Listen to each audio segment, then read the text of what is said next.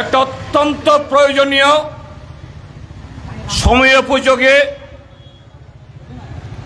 একটা স্লোগান তারা তুলেছেন, প্রজন্ম বাঁচাও। এবং এই যে শব্দ তারা এখানে প্রয়োগ করেছেন, আমি মনে করি রাজ্যের এবং দেশের বর্তমান যে সমস্যা,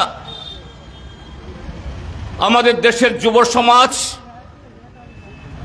এই সমস্যায় প্রতিদিন তিলে তিলে তাদের জীবন যৌবন ধ্বংস হচ্ছে।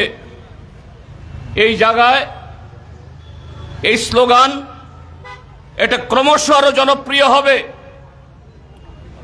এবং আমাদের দেশের এবং রাজ্যের বৃহত্তর অংশের মানুষকে তাদের এই কর্মসূচিতে ডেকে আনবে। বাঁচাও বা রক্ষা করার শব্দ যদি প্রয়োগ হয়, একটা যদি বোমা ফেলে, সেই বোমার ধ্বংসাত্মক যে ক্ষমতা, সে অনুযায়ী হয়তোবা একটা গ্রাম, একটা শহর ধ্বংস হতে পারে। একটা গাড়ি যদি দুর্ঘটনায় পতিত হয় বা কোনো রেল যদি দুর্ঘটনায় নিমজ্জিত হয়, হয়তো সে গাড়ির যারা সওয়ারি, সে ওয়াগনের যারা সওয়ারি 50, 100 বা 200 যে বয়সের হোক, তাদের জীবন চলে যেতে পারে। কিন্তু অন্যের শিরিক থেকে সেরকম ভাবে ক্ষতি করে না। কিন্তু সমাজে এমন কতগুলো ধ্বংসাত্মক কাজ অতীতে হয়েছে এবং বর্তমানে আরো বেশি করে হচ্ছে, চোখের সামনে তার ভয়াবহতা, তার ধ্বংসলীলা দেখা যায় না। কিন্তু সেই প্রক্রিয়া শুধু এক বছর নয়, যুগে যুগে, প্রজন্মকে প্রজন্ম, সমাজকে, রাষ্ট্রকে, দেশকে সেখানে পঙ্গু করে দেয়, সেখানে তলিয়ে দেয়। আজকে আমাদের দেশে রাষ্ট্রীয় স্বয়ংসেবক পরিচালিত ভারতীয় জনতা পার্টির সরকার উদ্যোগে খুব সকৌশলে, সন্তর্পণে সেই কর্মসূচিগুলো এখানে চলছে। আর আমাদের রাজ্যে গত 15-8 বছর তাদের এই প্রকল্প চরম জায়গায় গিয়ে পৌঁছেছে। আমাদের যুবরা সঠিকভাবে তাদের আওয়াজ তুলেছেন, আঙ্গুল দিয়ে তারা এই বিপদগুলো জনসমক্ষে তুলে ধরছেন। সেটা কি? শুধু কর্মসংস্থান না, ভারতবর্ষের যুবকদের সামনে এই কর্মসংস্থানের স্বপ্ন তুলে ধরে 2014 সালে বছরে 2 কোটি করে বেকারকে চাকরি দেওয়া হবে। ঠিক সে আদলে 2018 সালেও এই ত্রিপুরাজ্যের মধ্যে প্রথম বছরে 50,000, তার পরবর্তী 4 বছরে আরো 6.5 লাখ, 5 বছরে মোট 7 লাখ কর্মসংস্থান হবে। এই প্রতিশ্রুতি দিয়ে আমাদের রাজ্যে বিজেপির সরকার গঠিত হয়েছিল। আজকে সে 5 বছর চলে গেছে, আরো প্রায় 3 বছর, আর কয়েক 2 মাস বাদে অতিক্রান্ত হবে। এ রাজ্যের মানুষ, সচেতন মানুষ, তারা প্রত্যক্ষ করছেন, সকলে উপলব্ধি করছেন 2014 সালের ভারতীয় জনতা পার্টির সে প্রতিশ্রুতির কি হাল। আর ত্রিপুরাজ্যের সে ভীষণ ডকুমেন্ট আরো 298টা প্রতিশ্রুতির সাথে এই কর্মসংস্থানেরও তার হালচিত্র কি? কিছুই না, শুধু ধোঁকা, প্রতারণা। এখানে শেষ না। এই প্রতারিত যুবকদের তারা যাতে তাদের ব্যথা বলে যায়, তাদের সংকট ভুলে যায়, তারা আওয়াজ তুলতে না পারে, তারা তাদের অধিকার না চাইতে পারে, এই যুবকদের এবং তার পরবর্তী প্রজন্মদের তাদেরও যাতে মুখ বন্ধ করে দেওয়া যায়। আজকে সেই কর্মসূচি প্রথমে বিপ্লব দেব, এখন ডাক্তার মানিক শাহর নেতৃত্বে সেই প্রকল্প এই ত্রিপুরাজ্যের মধ্যে এই তথাকথিত ডাবল ইঞ্জিনের সরকার নেতৃত্বে সেখানে চলছে। আমাদের যুবরা সঠিকভাবেই সে প্রশ্ন তুলেছেন। আজকে আমাদের রাজ্যের শিক্ষা ব্যবস্থা সম্পূর্ণ তলিয়ে গেছে। সরকারি স্কুলগুলো বন্ধ হয়ে যাচ্ছে, যেগুলো চালু রয়েছে শিক্ষক এবং পরিকাঠামোর অভাবে ডুবছে। আর সেখানে যে কটা স্কুল চলছে সেখানে প্রাইভেট টিউশনি মানে টিউটরদের ছাড়া লেখাপড়া কিছু হচ্ছে না। বাধ্য হয়ে এই ত্রিপুরা রাজ্যের মধ্যবিত্ত, উচ্চ মধ্যবিত্ত ঘরের ছেলে মেয়েরা তারা প্রাইভেট স্কুলে তাদের ছেলে মেয়েদের নিয়ে যাচ্ছেন। কিন্তু প্রাইভেট স্কুলে গেলেও কি তাদের ভবিষ্যৎ, তাদের একটা ভালো নাগরিক হয়ে গড়ে ওঠার সে সুযোগ সুরক্ষিত? এটাও থাকছে না। কারণ উচ্চ শিক্ষায় যে সমস্ত প্রতিষ্ঠান আছে আমাদের রাজ্যে, কি সেন্ট্রাল ইউনিভার্সিটি, কি রাজ্যের ইউনিভার্সিটি বা কলেজগুলো, সেগুলো ফ্যাকাল্টির অভাবে অর্থাৎ প্রফেসরের অভাবে এই কলেজগুলোতে লেখাপড়া হচ্ছে না। আর সেই জায়গাতে আমাদের রাজ্য সরকার গত কয়েক বছরের মধ্যে এ রাজ্যে চারটি প্রাইভেট ইউনিভার্সিটি এখানে খুলে দিয়েছে।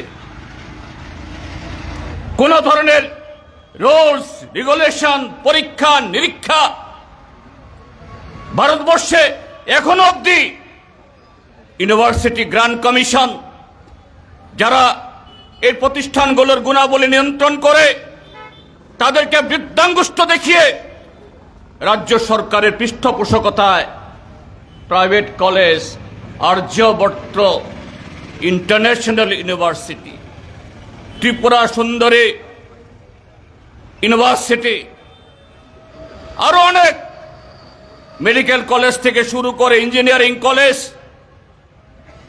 আপনি আপনার ছেলে মেয়ে পাঠালে হ্যাঁ তারা ডিগ্রি পাবেন, ডিস্টিংশন পেয়ে এ গ্রেড, বি গ্রেড বা সর্বোচ্চ এরকম গ্রেড পেয়ে পাস করবেন।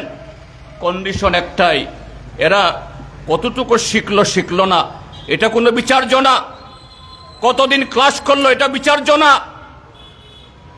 তাদের মেধার স্ফুরণ ঘটলো কি এটা বিচার্য না। শুধু প্রতি সেমিস্টারে টাকা দিয়ে যাবেন, টাকা দেবেন, ডিগ্রি পাবেন, ডক্টরেট পাবেন, কিন্তু সেই ডিগ্রি দিয়ে আপনার সন্তান কোন কম্পিটিটিভ এক্সামে গিয়ে সেখানে টিকবে না। আপনার সন্তান ব্যক্তিগত উদ্যোগেও এরকম ভাবে নিজেকে বা সমাজকে প্রতিষ্ঠিত করার জন্য, কারণ তার ডিগ্রি আছে একেবারে জকজকে টকটকে, কিন্তু সেই ডিগ্রি, যিনি ডিগ্রি ধারণ করেছেন, ডিগ্রি অধিকারী হয়েছেন, তার কোনো কোয়ালিটি তৈরি হয়নি, শিক্ষা তৈরি হয়নি। তাদেরকে অন্ধভক্ত তৈরি করার এই কারখানার মধ্যে পাঠানো হচ্ছে। তাদের সামনে ললিপপ জড়িয়ে দিয়ে তাদেরকে হতাশার অন্ধকারে ঠেলে দেওয়া হচ্ছে। আর সেই হতাশার অন্ধকারের মধ্যে নিমজ্জিত আপনার ঘরের, আমার ঘরের এই সুন্দর ছেলে মেয়েদের, যাদের একটা উজ্জ্বল ভবিষ্যৎ ছিল, স্বপ্ন ছিল, সেই স্বপ্ন, সে ভবিষ্যৎকে ধূলিসাৎ করে দিয়ে হতাশার অন্ধকারে ডুবে থেকে সে নেশাগ্রস্ত হয়, নেশার দিকে ধাবিত হয়। আর সেই জায়গাতে নেশামুক্ত ত্রিপুরা গড়ার নামে আজকের ত্রিপুরা রাজ্যকে নেশার মহাসমুদ্রের মধ্যে ডুবিয়ে দিয়েছে আমাদের যুব সমাজকে। এই যুব সমাজকে যখন নির্বাচন আসবে, শাসক দলের সেরকম কোনো উদ্দেশ্য তাদের রূপায়িত করতে হবে, যেহেতু নেশাগ্রস্ত, নানাভাবে অপরাধের সাথে যুক্ত, তাদেরকে ব্যবহার করে একবার, দুবার, তিনবার টিকে থাকা যায় কিনা। গত 2018 ইংরেজির পর যতগুলো নির্বাচন হয়েছে, লোকসভা, গ্রাম পঞ্চায়েত, এডিসি, নগর পঞ্চায়েত, মিউনিসিপ্যালিটি, আমরা সেই ছবিগুলো দেখেছি। আমাদের অপরিচিত ত্রিপুরা, অচেনা ত্রিপুরা, ত্রিপুরাজ্যের মধ্যে বামপন্থীরা দুই ক্ষেপে 35 বছর এখানে শাসন কার্য চালিয়ে বিকল্প কর্মসূচিতে সীমাবদ্ধ ক্ষমতার মধ্যে থেকে শুধুমাত্র পরিকাঠামো, শিক্ষা, সংস্কৃতি, কর্মসংস্থান, সে সমস্ত ক্ষেত্রে এই ত্রিপুরাজ্যকে ভারতবর্ষের অন্যতম একটা উজ্জ্বল, অন্যতম একটা এগিয়ে থাকা রাজ্যের মধ্যে উপনীত করেনি। তার পাশাপাশি গণতান্ত্রিক চেতনা, গণতান্ত্রিক কাঠামো, গণতান্ত্রিক পরিবেশ, সেদিক থেকেও নির্বাচন মানে একটা উৎসব। সে উৎসবে নীতির লড়াই হবে, কর্মসূচি লড়াই হবে, মতাদর্শের লড়াই হবে। সে উৎসবে এক দল হারবে, আরেক দল জিতবে। যে দল জিতবে সে ভারতের সংবিধান অনুসারে, ভারতবর্ষের ধর্মনিরপেক্ষ গণতান্ত্রিক যে আমাদের ঐতিহ্য, এটাকে অনুসরণ করে সীমাবদ্ধ ক্ষমতার মধ্য দিয়ে তার গ্রাম, তার শহর, এ রাজ্যটাকে কিভাবে আমাদের ভারতবর্ষের মধ্যে অন্যতম এগিয়ে থাকা রাজ্য হিসাবে আরো উজ্জ্বল থেকে উজ্জ্বলতর করা যায়, সে নজির তৈরি করে গেছেন। আর আজ কোন নির্বাচন মানে আতঙ্ক, নির্বাচন মানে প্রহসন, নির্বাচনের নামে এটা এখানে এক ধরনের একদলীয় শাসন ব্যবস্থা কায়েম হয়েছে গত 7.5 বছর, গত প্রায় 8 বছর। এটা এই প্রজন্মকে, কারণ যুব সমাজ আমাদের দেশে বা সারা পৃথিবীতে যেখানে হোক বা যে কালে হোক, রাজনীতি, অর্থনীতি, সমাজ, সংস্কৃতি, খেলাধুলা, যে কোনো ক্ষেত্রেতে সেখানে যদি যৌবনের অংশগ্রহণ না থাকে, সে অংশগ্রহণ আন্তরিকতায়, সে অংশগ্রহণ সামগ্রিকতায়, সে অংশগ্রহণ যদি সমস্ত অংশের মানুষের সেরকম অবাধ না হয়, শান্তিপূর্ণ না হয়, সেখানে হয়তোবা কোনো সরকার গঠিত হতে পারে, কোনো প্রতিষ্ঠান গঠিত হতে পারে, কোনো কর্মসূচি সংগঠিত পারে। সেই কর্মসূচিতে সেখানে সমাজের উন্নয়ন হয়েছে কথা বলা যায় না। আজকে এই ত্রিপুরাজ্যে গত 7 বছরে আমরা সেই প্রকল্প ভারতীয় জনতা পার্টি, RSS এর নেতৃত্বে এটাই আমরা প্রত্যক্ষ করছি। তো আমাদের যুবরা তারা সব কোটি জেলায় কোথাও কোথাও এরকম একটা দুটাকে যুক্ত করে যৌথভাবে কর্মসূচি শুরু করেছেন এবং সেখানে এই প্রজন্মকে বাঁচানোর জন্য মানুষকে যাতে সচেতন করা যায়, সজাগ করা যায়, এই উদ্যোগ শুরু করেছেন এবং অত্যন্ত সঠিকভাবে এই কুমারঘাট থেকে তারা এটা শুরু করেছেন। ডিওয়াইএফআই এর প্রেসিডেন্ট এখানে বলেছেন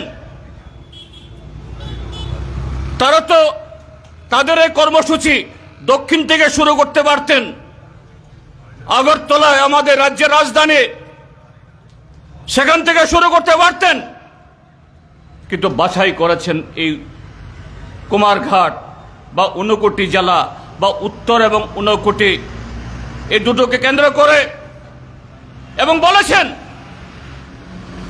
কেন আজকে ঊনকোটি জেলা বা কুমারঘাট মহকুমা তাদের এই কর্মসূচিতে এখানে করার প্রয়োজনীয়তা তারা অনুভব করেছেন। কমরেড পলাশ ভৌমিক বলেছেন, আমি শুধু একটু যোগ করতে চাই, এই ঊনকোটি জেলায় তাদের 3 জন মন্ত্রী, সব কজন বিধায়ক, তাদের রেকর্ড কি? হ্যাঁ ঠিক আছে, 2018-তে তারা জনগণ দ্বারা নির্বাচিত হয়েছেন, সেই নির্বাচন সম্পর্কে আমাদের কোনো অভিযোগ নেই, অর্থাৎ সেরকম কোনো ধরনের ম্যানিপুলেশন হয়নি, মিথ্যা প্রতিশ্রুতি ইত্যাদি দিয়ে থাকেন তারা, ঠিক আছে, ওটা রাজনৈতিক। কিন্তু এখানে ক্ষমতাসীন হওয়ার পরে এই পাবিয়া ছাড়া কেন্দ্রের বিধায়ক, এখনো বিধায়ক আছেন, এখানে নটিংছড়া নামে এক চায়ের বাগান, জাতীয় সড়ক তার উপর দিয়ে গেছে, স্বাভাবিক এই কাগজপত্র খুঁজে নটিংছড়া চা বাগান কোন মালিকের নামের সাথে যুক্ত খুঁজে বের করে যদি সেরকম মালিক থেকে থাকে তাকে তার আমাদের দেশের জমি অধিগ্রহণ আইন অনুযায়ী সে অর্থ পাবে। কিন্তু নটিংছড়া চা বাগানের মালিক বহু আগে থেকেই এখানে সেরে গেছেন, রাজার আমল থেকে বোধহয় ছিলেন, তারপর আর যোগাযোগ নেই। শ্রমিকরা আছেন এবং মাঝে মধ্যে সেরকম কিছু শ্রমিকরাই নিজেরা এবং সরকারের সাহায্য করে তারা বাগানটাকে বাঁচিয়ে রেখেছেন। কিন্তু এর মধ্যে একজন বুইফোর লোক চলে আসলো, এর বিরুদ্ধে অভিযোগ হলো। তখন যিনি আইএএস অফিসার ছিলেন, জেলা শাসক তিনি নেই, একজন চাকমা টিসিএস অফিসার, তিনি জেলা শাসকের ভারপ্রাপ্ত এই অফিসার, জেলা শাসকের, তাকে এই বিধায়ক মহোদয় নির্দেশ দিলেন এক্ষণেই ওই বুইফুর নামের পক্ষে চেক ইস্যু করো। এই চেক ইস্যু হওয়ার পর হইচই শুরু হলো, কিন্তু ইতিমধ্যেই চেক ইস্যু হয়ে গেছে, লক্ষ লক্ষ টাকা নিয়ে চলে গেছে। এই অভিযোগ বিধানসভা উত্থাপন হলো। আমাদের রাজ্যের বর্তমান মুখ্যমন্ত্রী, মাননীয় মুখ্যমন্ত্রী ডক্টর মানিক সাহা, তিনি বললেন তদন্ত হবে, দোষী কেউ রেহাই পাবে না, প্রতিশ্রুতি দিলেন যদি এই অধিবেশনের মধ্যে যদি তদন্ত রিপোর্ট না হয় তারপরের অধিবেশন হবে। সেই রিপোর্ট আর প্রকাশিত হয় না, কেননা কেঁচু খুঁড়তে গিয়ে সাপ বেরিয়ে পড়েছে। মাঝখানে ওই চাকমা অফিসার ভদ্রলোক, তার শাস্তি হয়েছে, তার সাসপেনশন হয়েছে এবং অন্যভাবেও বোধহয় তাকে তার এই মূল্য চুকাতে হয়েছে।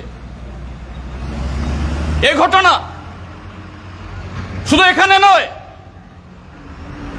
এখানে আরো 2 জন মন্ত্রী আছেন, 3 জন মন্ত্রী আছেন, ওদের বিরুদ্ধে ওদের যে বক্তব্য, ওরা বিধানসভা নির্বাচনের আগে ভারতীয় নির্বাচন কমিশন এখন ব্যবস্থা করেছে এফিডেভিট দিয়ে রিটার্নিং অফিসারের কাছে তারপরে মনোনয়নপত্র দাখিল করা সম্ভব। তারা দিয়েছেন সে এফিডেভিটে 2018 সালে 2023 সালে তারা যে জমা দিয়েছেন, কেউ বিপিএল 2021 সালেই বিপিএল, 18 সাল তো আরো 2-3 বছর আগে। কিন্তু সেই বিপিএল মন্ত্রী মহোদয়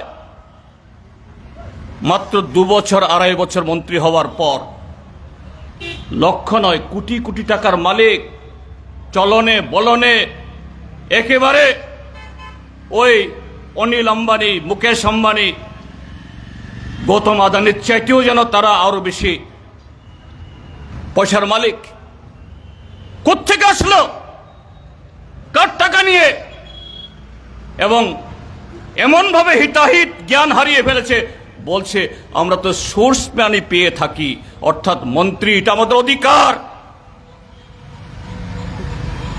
আমি দীর্ঘদিন প্রশাসনের সাথে যুক্ত ছিলাম, 21 বছর মন্ত্রী ছিলাম, 10টা দপ্তর সামলিয়েছি আমার 21 বছরে। এই ত্রিপুরাজ্যের অফিসার থেকে শুরু করে বহু মান্য গণ্য এবং বহু কাজের সাথে যুক্ত মানুষের সাথে পরিচয় সারা ত্রিপুরাজ্যের মধ্যে। মাঝে মধ্যে দেখা হয়, এখন কেউ কেউ পেশার যুক্ত আছেন, কেউ কেউ নেই। বলেন খেত করে, স্যার আপনারা যখন ক্ষমতায় ছিলেন আপনাদের কাছে আমরা বলতে পারতাম, এমনকি সরকার এই কাজটা আরো যদি জোর দিলে ভালো হয়, এই কাজটা ঠিক হয়নি, আপনারা মনোযোগ দিয়ে শুনতেন। আজকে বলার মতো বলার জন্য কোনো জায়গা নেই। শিক্ষা ধ্বংস হচ্ছে, স্বাস্থ্য ভেঙে পড়েছে, গ্রাম উন্নয়ন বা শহর উন্নয়ন কোনো নীতি নেই, কথা বলার তো কোনো অধিকার নেই। যদি সেখানে তাদের এমন কোনো কথা বলি এরাও খুশি হন, তখন ঘাড়ের উপরে যে কি ধরনের চাপ পড়বে আমরা আতঙ্কে থাকি, কথা বলতে সাহস করি না। তো বললাম কেন বলেন না, কি খুব আপনাদের? বলছেন রাস্তাঘাট, বিদ্যুৎ, স্বাস্থ্য, শিক্ষা, পানীয় জল সব কিছুতে আজকে হিসাব দেখানো হচ্ছে লক্ষ লক্ষ কোটি টাকা। পানীয় জলের ক্ষেত্রে জল জীবন মিশন, অটল জলধারা, জাতীয় সড়ক নির্মাণে হাজার হাজার কোটি, শিক্ষার উন্নয়নে হাজার হাজার কোটি, কর্মসংস্থান তৈরি করার জন্য হাজার হাজার কোটি। দিল্লিতে তাদের একদলীয় সরকার, কাজেই একদিনেই 6 জন 7 জন 8 জন 9 জন মন্ত্রীর সাথে ওরা দেখা করতে পারেন। আর সোশ্যাল মিডিয়ার সুবাদে ছড়িয়ে দেয়, মুখ্যমন্ত্রী গেছেন, উমুক মন্ত্রী গেছেন, এত টাকা স্যাংশন হয়ে আসছে, এত প্রকল্প স্যাংশন হয়ে আসছে। ভালো,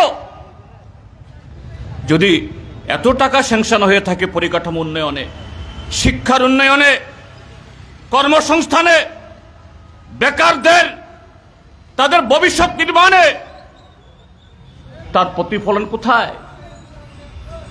যদিও বলা হয় সবকা সাথ, সবকা বিকাশ, সবকা বিশ্বাস, কিন্তু ত্রিপুরাজ্যের মধ্যে আজকে একদলীয় সরকার।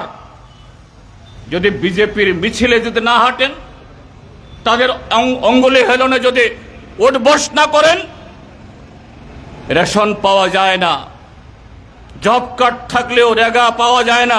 রেগা তো এখন তুলেই দিয়েছে, চাকরি পাওয়া তো দূরস্থ। ঠিক আছে, বিরোধীরা আজকে সারা দেশে ভারতীয় জনতা পার্টি যেখানে যেখানে সরকার যেভাবে যে নীতিতে সরকার চালাচ্ছে, বিরোধীরা এখানে পাবে আমরা সে আশাও করি না। কিন্তু আমরা বলি ভারতীয় জনতা পার্টিকে সরকারে আনার জন্য এবং এই সরকারকে বাঁচিয়ে রাখার জন্য যে সমস্ত যুবকরা তাদের পেছনে হাঁটছেন, এরাও গরিব। আমরা বলতে চাই, আমাদের বামপন্থী যুবরা সে কথাটাই বলছেন, অন্তত তাদের ঘরে সে কর্মসংস্থানের সুযোগ হোক। হচ্ছে কি? হচ্ছে না। বলেছেন যে প্রতি মাসে মাসে প্রত্যেক মন্ত্রিসভাতে একজন মন্ত্রী বা আরেকজন তারা প্রেস কনফারেন্স করে বলেন এতশো চাকুরি, এত ট্রেনিং ইত্যাদি ইত্যাদি, কিন্তু তার রূপায়ণ কখন হয়? হয় না, ছিটে ফোটা কিছু। আর সবগুলো আউটসোর্সিং। সে আউটসোর্সিং করে একে তো হলো যে তার শিক্ষাগত যোগ্যতা সে অনুযায়ী কাজ পায় না। MA পাস করা, MSc পাস করা, উকিল পাস করা, ইঞ্জিনিয়ার পাস করা ছেলেরা তাদেরকে চতুর্থ শ্রেণীর কর্মচারী বা পিয়নের কাজ করতে হয়। মুখ বুঝে বলতে লজ্জাও পায়। কাদের মাধ্যমে হচ্ছে? সেখানে বই ফোর রাতারাতি সেখানে কিছু এরকম আউটসোর্সিং এ লোক সাপ্লাই দেওয়ার কর্মসূচি এই কোম্পানি খুলেছে। এই কোম্পানি কারা? দেখবেন এই কোম্পানিগুলো কোনো মন্ত্রী বা নেতার আত্মীয় স্বজন, স্ত্রী, তারাই হলো সে কোম্পানির মালিক। কোনো একটা আউটসোর্সিং পদে যদি সরকারিভাবে তার বেতন থাকে 25,000 টাকা, আর সেই আউটসোর্স যাদেরকে নিয়োগ করা হয় তারা তার অর্ধেকও পায় না। একজন কর্মচারী হিসাবে যে সমস্ত অধিকার, ছুটি ছাটা, মেডিকেল এবং একটা নির্দিষ্ট সময় শেষে রেগুলার হওয়া, পেনশন পাওয়া, এগুলো তো দূরস্থ। তো কারা ক্ষতিগ্রস্ত? শুধু বামপন্থীরা না, আজকে গোটা প্রজন্ম, গোটা ত্রিপুরা, গোটা দেশ। এখন আমরা যখন বিরোধী দল, এটা আমাদের দায়িত্ব জনগণের বক্তব্য তুলে ধরা। আইন শৃঙ্খলা, রাজ্যে অগণতান্ত্রিক পরিবেশ, কর্মসংস্থান নেই, যুবরা এদেরকে ঠেলে দেওয়া হচ্ছে নেশার দিকে। আর লোক দেখানো, প্রতিদিন ত্রিপুরা পুলিশকে আজকে যুক্ত থাকতে হচ্ছে গাঁজা গাছ কাটার জন্য। নারী ধর্ষণ হয়, বাড়িঘর লুটপাট হয়, নানা অত্যাচার হয়, তার জন্য পুলিশের কোনো উদ্যোগ নেই। এফআইআর হলেও সে এফআইআর গৃহীত হয় না, পুলিশ ব্যস্ত গাঁজা গাছ কাটার জন্য। আর মাঝে মধ্যে এরকম কিছু গাড়ি ধরা পড়ে, ওয়াগন ধরা পড়ে। কদিন পরে দেখবেন এই সরকার যদি থাকে আরো কিছুদিন, আগামী 1.25 বছর তো থাকবে, দেখবেন একদিন হয়তোবা এখন ওয়াগন ধরা পড়েছে, চার্টার্ড ফ্লাইট দেখবেন আগরতলা বিমানবন্দরে পুরো এরোপ্লেন ভর্তি ফেন্সিডিল এসেছে। এটাও শুনবেন, শুনতে হবে দুর্ভাগ্য হলেও। আর এই সমস্ত ঘটনার পেছনে যদি কেউ ধরা পড়ে বা ধরতে হয় মাঝে মধ্যে পুলিশকেও, তাদের চামড়া বাঁচানোর জন্য, তাদের ইজ্জত রক্ষা করার জন্য। পুলিশে তো সব অফিসার খারাপ বলছি না আমরা, নিচুতলা যারা তারা তো আজ্ঞাবহ থাকতে লাগে, এটা আলাদা জিনিস। কিন্তু যারা ধরা পড়েন 10 জনের মধ্যে 9 জন এখন সোশ্যাল মিডিয়ার সুবাদে, শুধু আমাদের রাজ্যে না সারা পৃথিবীতেই 90 থেকে 95% মানুষ ফেসবুক, ইনস্টাগ্রাম এসবের সাথে যুক্ত। একটু খুশ করলেই, চেহারা মেলালে, নাম মেলালে পাওয়া যায়, তাদের ঠিকানা পাওয়া যায়, তাদের প্রোফাইল, তাদের বংশ তালিকা পাওয়া যায়। আর যারা এই সমস্ত অপরাধে, নেশা পাচার, নেশা ব্যবহার, নারী নির্যাতন, চুরি, ওই সীমান্ত পাচার সব কোনো একটা রাজনৈতিক দলের কেউ কেটা। আবার তারাই কখনো কখনো প্রশাসনের উঁচু তলার অফিসারদেরকে বসিয়ে এদেরকে লজ্জায় ফেলে এদেরকে সম্বর্ধিত করা হয় বা তারা সম্বর্ধনা দেন মুখ্যমন্ত্রী, মন্ত্রী, নেতাদের। তারা দেবতুল্য কার্যকর্তা, আর সমস্ত অপরাধ করার জন্য তাদের লাইসেন্স হলো। এই দল এইভাবে গোটা প্রজন্ম, তাদের ভবিষ্যৎ ধ্বংস হচ্ছে। এই প্রজন্ম ধ্বংস হলে পরে কোনো একটা দল না, গোটা ত্রিপুরাজ্য ধ্বংস হবে। সেই জায়গায় আমরা যখন এই কথাগুলি তুলে ধরছি, এখন আমাদের ত্রিপুরাজ্যের মাননীয় মুখ্যমন্ত্রী, তিনি বিজেপি দলের নেতা, একদিকে নিজের যে জোট, এই জোটের অন্যতম শরিক ত্রিপুরা মথা, প্রতিদিন তাদের মধ্যে মল্লযুদ্ধ। কালকেও এই মোহনপুর মহকুমা মাননীয় মন্ত্রী অতুললাল নাথ মহোদয়ের একেবারে সাংঘাতিক এগিয়ে থাকা মহকুমা, এই হেজামারাতে গত এক সপ্তাহ আগে হয়েছে। গতকালও দুজন বিজেপির সমর্থক নাকি মাথার হাতে আক্রান্ত হয়েছে, মাথা ফাটিয়ে দিয়েছে, গুরুতর আহত অবস্থায় জীবিত গেছে। গত এক মাসের মধ্যে প্রায় 20টি ঘটনা, একটা দল আর একটা দলের পার্টি অফিস পুড়ছে, মাথা ফাটাচ্ছে, গাড়ি পুড়িয়ে দিচ্ছে, বাড়িঘরে হামলা করছে, বন্দুকের গুলি চালাচ্ছে। মথার বিরুদ্ধে বিজেপি, বিজেপির বিরুদ্ধে মথা। একই দলের সরকার ওই মন্ত্রিসভার মিটিংয়ে, বিধানসভার মধ্যে দেখা যায় আবার এদের মধ্যে কোলাকুলি। যে সমস্ত ইস্যু তুলে ওই ককবরকের রোমান স্ক্রিপ্ট হোক বা ভারত সরকারের সাথে মথার যে চুক্তি হয়েছে, ত্রিপাক্ষিক চুক্তি, এটা কেন রূপায়িত হয় না? মন্ত্রিসভার মধ্যে তো মথা দুজন মন্ত্রী আছেন, বিধানসভাতে দুজন মন্ত্রী সহ 13 জন এমএলএ আছেন। সেখানে এই সমস্ত ইস্যু নিয়ে কোনো বিতর্ক হয় না, কোনো বিবাদ হয় না, বরঞ্চ আমরা বিরোধী দলের পক্ষ থেকে মাঝে মধ্যে তাদের সহযোগিতা করার জন্য আমরা উত্থাপন করি। ত্রিপাক্ষিক চুক্তি, মথা যেটাকে বলে ত্রিপ্রাসা চুক্তি, তার বর্তমান স্ট্যাটাস কি?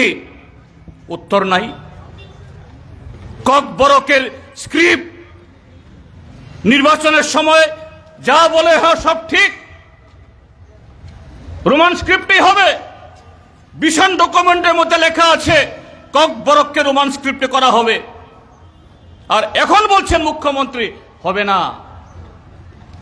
হাজার হাজার ছাত্রছাত্রীর ভবিষ্যৎ ধ্বংস করে দিচ্ছে। এই কথাটা তারা মন্ত্রিসভা আলোচনা করতে পারে, বিধানসভা আলোচনা করতে পারে, 3 দলের রাজনৈতিক বৈঠকে, জোটের বৈঠকে আলোচনা করতে পারে। সেখানে আলোচনা না করে রাস্তা রুখু করে, ট্রেন রুখু করে, জলের গাড়ি, অ্যাম্বুলেন্সকে যেতে না দিয়ে কেন এ রাজ্যের নিরীহ পাবলিক, পাহাড়ের বা সমতলের, এদেরকে হয়রানি করা হচ্ছে?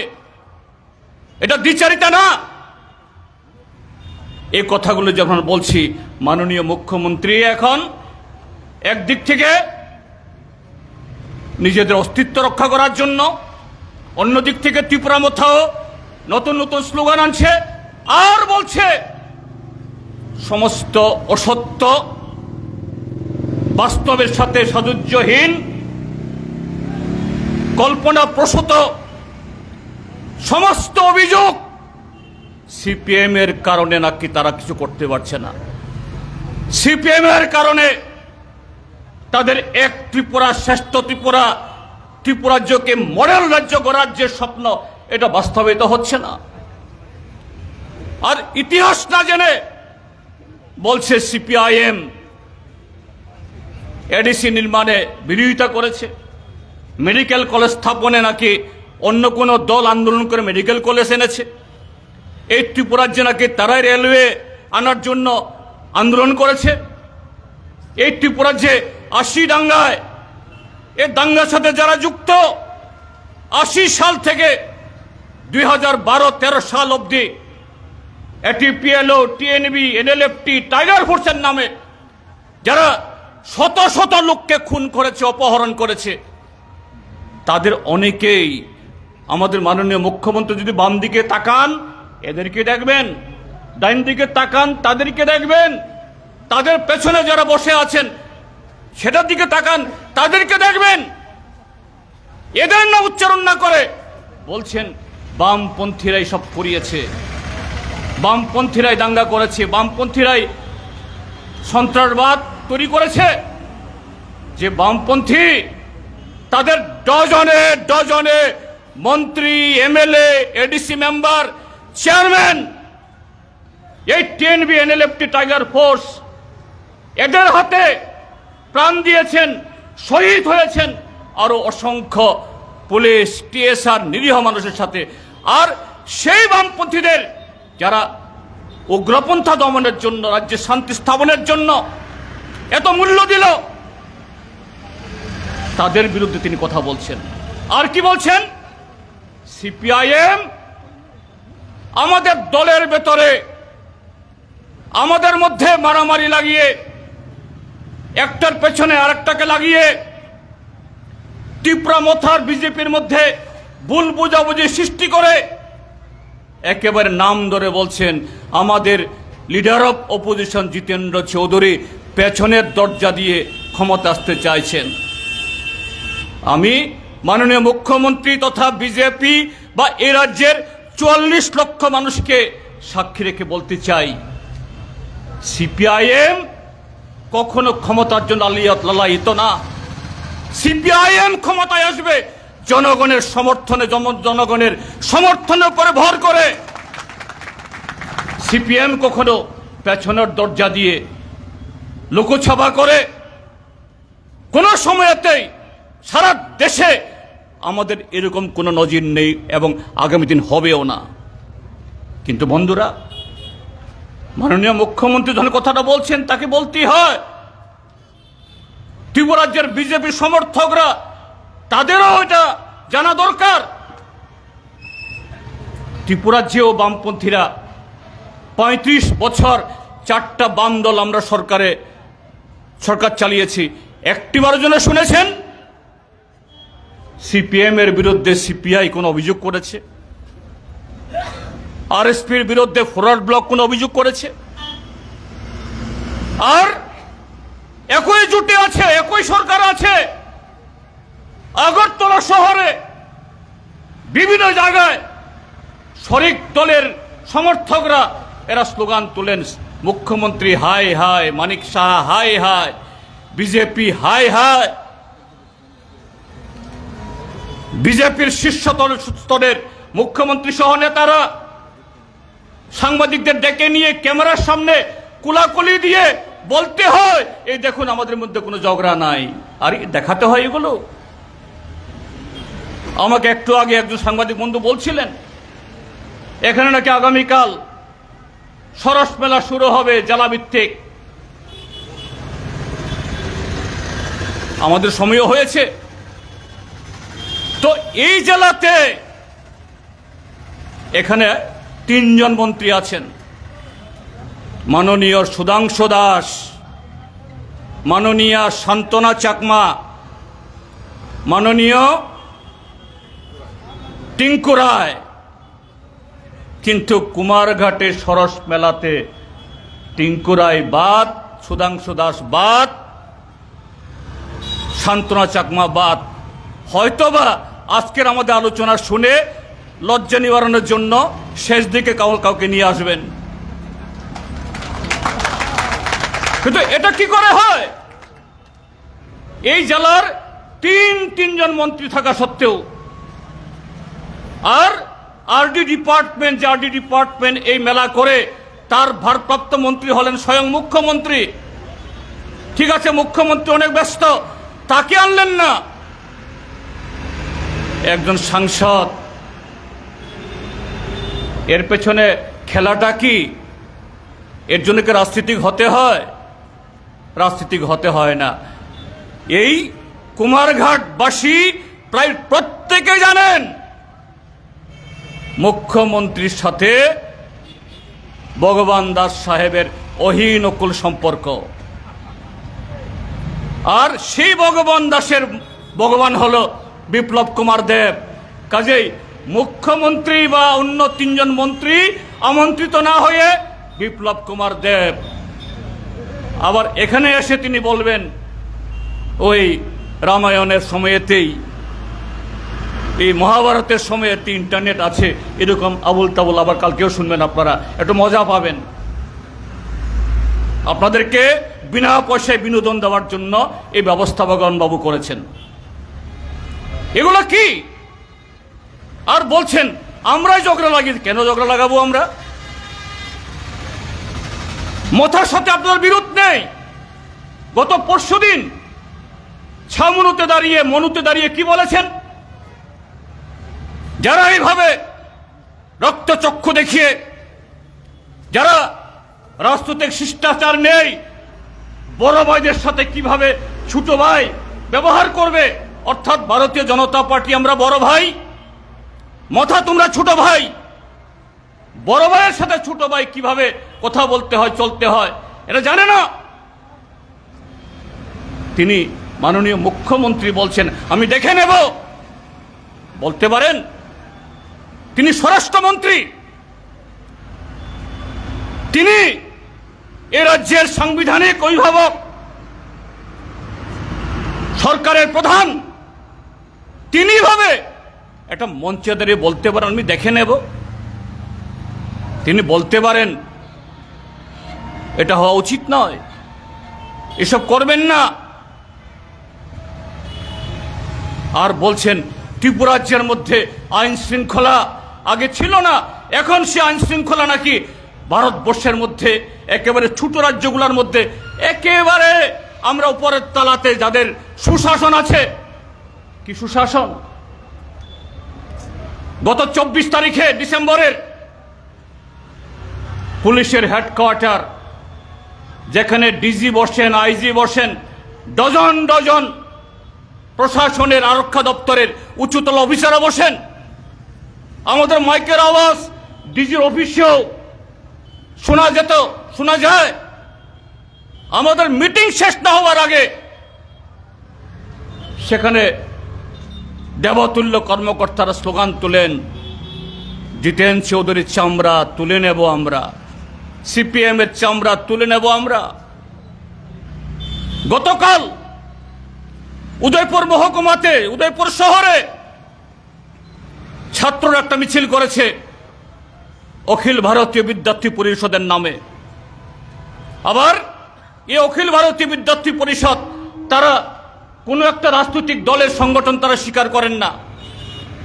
তারা বলেন এরা নাকি সমাজসেবক, দেশ সেবক। তাদের যিনি সভাপতি তিনি একজন অধ্যাপক। আর সেই ছাত্রদের মিছিল উদয়পুর শহরে এসএফআই এর চামড়া তুলে নেব আমরা, এনএসইউ এর চামড়া তুলে নেব আমরা। তারা দেশ সেবক, তারা ভারত মাতার তারা সত্যি সত্যি সম্মান জানাচ্ছেন। কারা? এই ভারতীয় জনতা পার্টির সরকার আসার পর আরএসএস এইভাবে যে সমস্ত অল্প বয়সী ছাত্ররা এই স্লোগান তুলেছে, আমি তাদেরকে দোষ দেব না। এরা নাবালক, কিশোরী। আর সেদিন ডিজি অফিসের সামনে একটা রাজনৈতিক দল, বিরোধী দল নেতা জনসভা করছেন, আর এখানে এসে যারা চামড়া তুলে নেওয়ার কথা বলছেন, আমি তাদেরকে দোষ দেব না। কাদের প্রশ্রয়ে, কাদের আশ্রয়ে, কাদের মদতে এগুলো হচ্ছে? আজকের শাসক দল এইভাবে ত্রিপুরা রাজ্যের প্রজন্মকে শেষ করতে চাইছে। ডিওয়াইএফআই টিওয়াইএফকে হাজারো হাজারো সালাম জানাচ্ছি।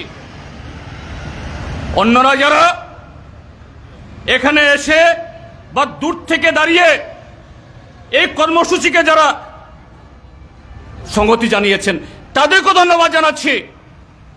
আপনি কোন দল করেন না করেন এটা বিষয় না, ত্রিপুরাকে বাঁচানোর জন্য আপনার আমার ঘরের সন্তান সন্ততি ছেলে মেয়ে নাতিন পুতি এদেরকে বাঁচানোর জন্য ত্রিপুরা রাজ্যের এই বর্তমান অবস্থা থেকে বেরিয়ে আসতে হবে। বেরিয়ে আসতে গেলে পরে মুখ খুলতে হবে, পা ফেলতে হবে, তাহলেই প্রজন্ম বাঁচবে, আগামী ভবিষ্যৎ বাঁচবে, ত্রিপুরা বাঁচবে। তার জন্য এই আন্দোলনকে আবারও সমর্থন করে আপনাদের সকলকে অভিনন্দন শুভেচ্ছা জ্ঞাপন করে আমার বক্তব্য শেষ করছি। সবাইকে নমস্কার, খুলুমখা, আদাব।